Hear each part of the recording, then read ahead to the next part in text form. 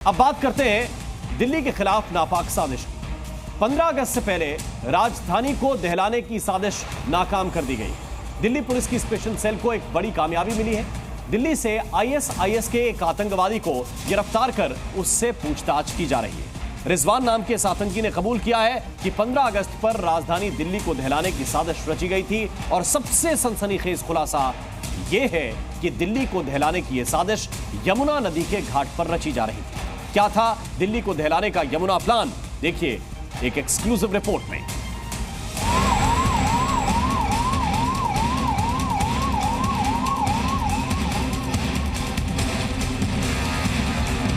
सरहद पार से दिल्ली को दहलाने की नापाक साजिश।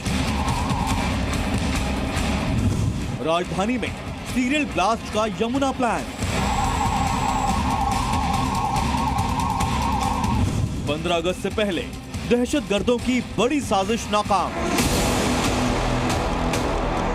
15 अगस्त को लेकर दिल्ली में सुरक्षा एजेंसियों का कड़ा पहरा है, तो वहीं दूसरी तरफ सरहद पार आतंक के आका एक बार फिर अपने नापाक मंसूबों को अंजाम तक पहुंचाने के लिए लगातार साजिश रच रहे हैं। लेकिन दिल्ली पुलिस और सुरक्षा एजेंसियों की मुस्तैदी का नतीजा है कि राजधानी में आतंकियों की एक बड़ी प्लानिंग नाकाम हो गई है। आईएसआईएस के आतंकी रिजवान की गिरफ्तारी के साथ ही एक के बाद एक कई चौंकाने वाले खुलासे हो रहे हैं। जांच एजेंसियों की पूछताछ में सामने आया है कि यमुना किनारे की इसी जगह को रिजवान धमाके की लेबोरेटरी की तरह इस्तेमाल करता था। आईएसआईएस को फिर से भारत में खड़ा करने की साजिश में लगा रिजवान इस सुनसान इलाके में सेल्फ मेड आईईडी की टेस्टिंग किया करता था। 2021-22 में जाकिर नगर के यमुना किनारे आईईडी की पहली टेस्टिंग हुई जो नाकाम रही। इसके बाद नूह और हल्द्वानी में आईईडी का टेस्ट का सफल प्रयोग किया गया। हल्द्वानी में 30 मीटर दूर से आईईडी ब्लास्ट की टेस्टिंग की गई। नूह में 5 मिनट की टाइमिंग के साथ ब्लास्ट की टेस्टिंग हुई। इन एक्सपेरिमेंट के बाद रिजवान और शहनवाज रेकी में जुट गए। दिल्ली के कई इलाकों में रेकी की गई, तस्वीरें ली गई और वीडियो शूट किए गए। टारगेट वाली लोकेशन के कोऑर्डिनेट को गूगल मैप्स पर सेव किया गया। रिजवान घर में खुद से बम बनाया करता था, जिसमें घर के सामान का इस्तेमाल किया करता था।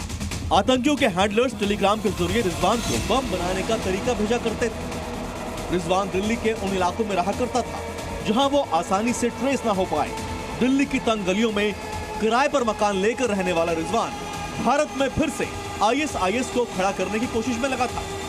रिजवान यमुना का किनारे चुनता था और यमुना का किनारे इसलिए चुनता था क्योंकि ये इलाका पूरा की पूरी तरीके से बेअबान है। यहाँ पर कहीं पे भी रिहायशी इलाका नहीं है और ये रिहायशी इलाका न होने की वजह से यहाँ पर किसी भी तरीके का आईडी टेस्ट भी जो करता था उससे किसी को भी जानकारी नहीं मिल पाती थी।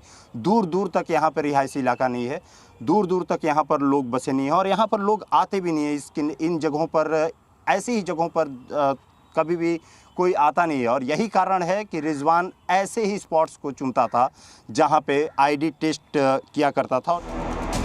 15 अगस्त से पहले रिजवान की गिरफ्तारी सुरक्षा एजेंसियों के लिए बड़ी कामयाबी है।